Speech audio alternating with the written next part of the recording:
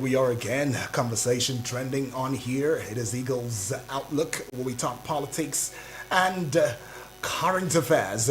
And yes, another story. Well, not really another story. A continuation of the story that we had yesterday. Follow up of the story we had. Yeah, that's right. That's the word. That's the real word. The follow up on the story we had yesterday, and that's what we are bringing on here as we go conversational. It's going to be just a conversation between you and us. Oh, us and you, right? And we will indeed talk about this. Now, we cannot afford to let it slide because of the urgency, because of the weight that this particular conversation carries. Exactly. It carried it from yesterday. It carried it from last week. It's carrying it this week. We don't know for how long this weight is going to be resting on our shoulders. It's like a burden, and we have to unburden it. And of course, Nigerians are, concerned, especially as it has to do with the deep-rooted corruption in the system. That's right. So it's not just about this particular case. It's about the fact that we've been having this kind of case for a very long time now. And of course, there's suspicion that there might be other cases similar to this particular case. That's right. And if this is being thoroughly investigated, if this is thoroughly looked into, so perhaps there might be hope for other cases that are similar to this one. That's right. Let's help Mr. President Bola Ahmed Tinubu, because he has shown that leadership trait. Exactly. On this particular, you know what? I'm going to give him a bell. I should give him a bell. I'm giving the president this bell because he deserves it. Now, this is what we talk about. When Mr. President comes out rightly and is doing the right thing and is acting in the right way, we should say, sir, of course. Daddy, you try. You are doing well. He charged the ICPC. He said, go. And he gave them a time frame. 30 days. That's something we don't see. But the thing is, should the ICPC actually wait for an order for the president to actually execute? Because, of course, that is their responsibility. That's right. That is their duty. You don't wait for the president's order before you investigate a case under your nose and something that definitely concerns your agency. Well, this might just be a litmus test for the ICPC too. Okay. Because it might, with the president's body language now saying that, look, I am now ordering you, I'm saying, go and do this. Right? Okay. It therefore means, and I'm saying this to the ICPC management and head right now, what Mr. President has told you now is you don't need an order for me to do your job. Exactly. Just go out there and do your job. And it's also, it also shows the seriousness of this particular matter. It also shows that this is a serious one, especially the fact that this order is coming from the president. Right. This is not just a let's go and do our work today. Today's Monday, today's Tuesday, today's Wednesday. Let's just go do our work, let's investigate and all. This is a more sensitive issue. That's right. This is a more serious issue that should be taken without even being light about it. Right. So this conversation is going to be pasted on our social media platform. I'm talking about Facebook. Exactly. So it will direct you to the YouTube channel. So please get on there and leave your comments at the YouTube or in the YouTube channel right there. That is Eagles TV Abuja. For now, though, we're experiencing a downtime with the Facebook page. Some technical issues and all. You will see the post on Facebook. Just click on it. It'll take you to YouTube. Leave your comment because that's where we can take your comments. Please let's adhere to that. Exactly. Right? And don't also forget to subscribe on that particular YouTube page. Yeah, click the notification bell because, of course, when the notification bell is clicked, whatever is dropped on that particular YouTube platform, you will be the first to know. That's right.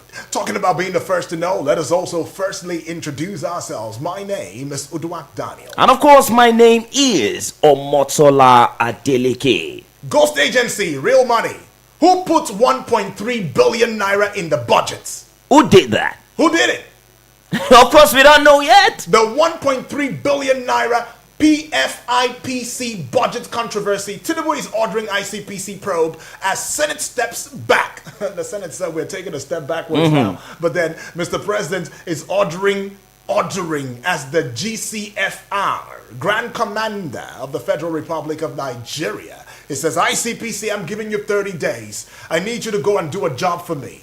Go find out who puts or everything about the PFIPC PFIPC. Find it out. Give me back in 30 days. I need that report. Personally, come to me and drop it. And you know, I hope the president is saying this from a heart of concern, and I believe he actually wants an answer to this. You know, irrespective of who he knows, irrespective of who is loyal to him. I'm talking about the people in his cabinet, especially the chief of staff, Femi Gbajabiamila, and also the attorney general of the federation. You know, so it has to be investigated deep down. It has to be a deep-rooted investigation, irrespective of who he knows or not. Let's refresh your mind just a little bit. On July 7th, that was yesterday, right? According to the Punch newspaper now, and several other media publications, they reported that the 2026 Appropriation Act contains an allocation of 1.3 billion naira for an agency called the Presidential Foreign Intervention Promotion Council. Now, the problem is this. The presidency says PFIPC is fictitious and was never established by the law. All right, so a man, of course, we already know him. His name has been coming up in different publications, newspaper, and different media platforms. The person, Prince Adeyemi Matthew, is claiming to be the Director General. Now, he is currently in court at the Federal High Court in Abuja for conspiracy, forgery, and impersonation. Of course, not in court in person, but the case is in court. He's been charged to court. Now, the Chief of Staff to the President, Right Honorable Femi Gbajabiamila, is listed as a prosecution witness. Now, on the same day, President Bola Ahmed Tinubu directed the Independent Corrupt Practices and Other Related Offences Commission, the ICPC, of course, to investigate this particular agency, talking about the PFIPC, and submit a report within 30 days. He also told all MDAs to cooperate. So if the ICPC comes to your ministry, your department, or any agency, the president is saying cooperate with them. That's right. If that document to be submitted, you submit. If there are questions to be answered, you answer. It's as simple as that. That's just what it is. But on the other hand, Amati, we saw only yesterday the Senate or the National Assembly during plenary. They were going to meet during plenary. Now, so the Senate now, through their spokesperson, Senator Yemi Adaramodu, right? He said they cannot intervene yet. Mark my words. These are his words. It says they cannot intervene yet because no petition has been submitted and that the matter is sub judice.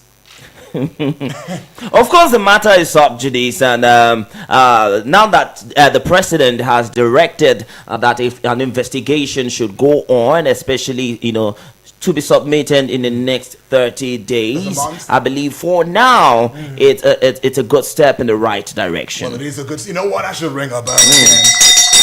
I like this. I like what I'm hearing because you know what, Amati, I have a strong feeling that this is going to expose a lot of things. And I believe it should. In fact, I'm hopeful that it should, because of course some of us know some of these things happening. A lot of us know that we have some hidden agendas, especially when it comes to some ministries, department, and agency. There's some there's some secrets hidden somewhere. There's some things happening on the low in some of these ministries, department, and agencies. Now, it might be the president's fault. It might not be the president's fault. It might be the people in charge of this MDA's fault. So I just hope that a lot is not just exposed, but a lot of money also should be recovered. Right. Well, the legislative arm of government is saying we don't know anything about it. We never inserted it into the budget framework, but then it passes through them. I mean, who are those that are supposed to be called out on this? But let's give you a layman perspective to this. I'm trying to think of one layman perspective though, but I don't know if you can help us with that. Okay, let me break it down this way. Let me break it down this way, right? Yeah. Your house budget has buy car 1.3 billion naira. The budget is saying buy car 1.3 billion naira, for example, right? Yeah. But you don't own a car and you don't know who wrote it.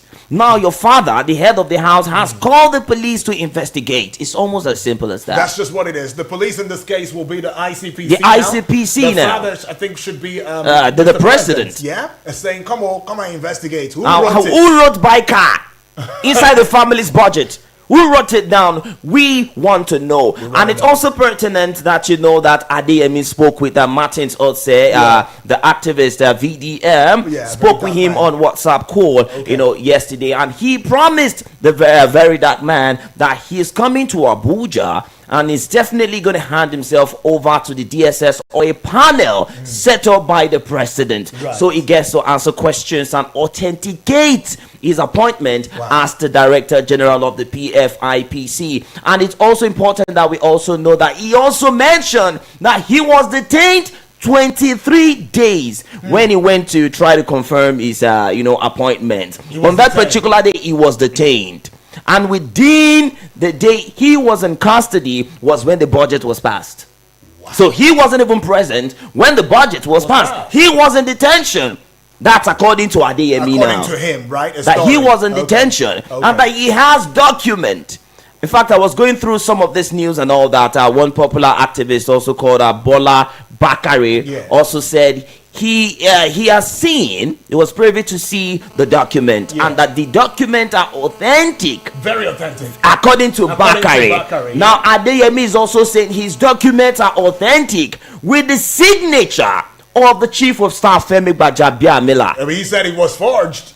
Gbajabiamila is saying it was forged. And he's also claiming that Femi Gbajabiamila said he was going to collect a particular percentage from the 1.3 billion naira. You know what? Maybe we should take that call. We should. Let's take this call. Hello, good morning. Hello? Good morning to you, please. What's your name? Where are you calling from? Good morning, Odwak. Yes, good morning. Yes, what's your name? Where are you calling from? Omoti, yes, thank you. My name is Husseini. I'm calling from Asokoro. All right. Husseini, talk to us, though. Is it raining there? We're not sure. We're in the studio. We're in the studio. Well, perhaps it was cloudy. It was cloudy before now. Yeah, heavily, yeah. Okay, showers of blessing. Showers of blessing. Long time no see, my brother. Yes, my brother. Been a while. I'm glad you're here. Yes. Been busy here and there. Oh, yeah, I get that. Husseini. I get that. You see, to me, this invisible man, the Prince Adeni Matthew. Matthew, yeah. This